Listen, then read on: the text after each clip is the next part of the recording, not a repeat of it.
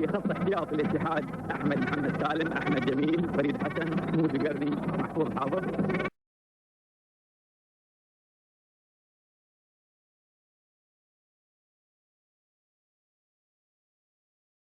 تعذر المدرب، تقول انه هو السبب.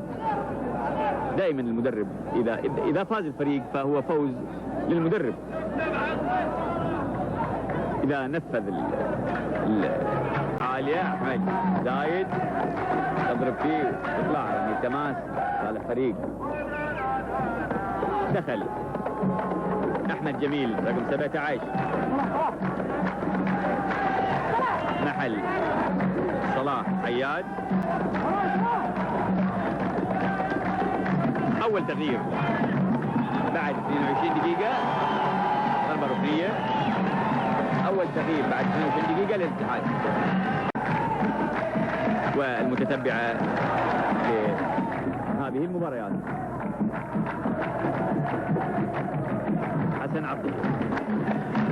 شوي ما في احد، كل الاتحاديين ثلاثة انا شايف. هذا 17 احمد جميل اللي دخل محل صلاح عياد. ترجع لحسن عطية، فيها يوسف مالكي طلال طبول يرجعها ليوسف المالكي. احمد جميل عندما يلبسها فقط. خطأ لصالح فريق القادسية. تمريرة حلوة بس بعيدة بعيدة.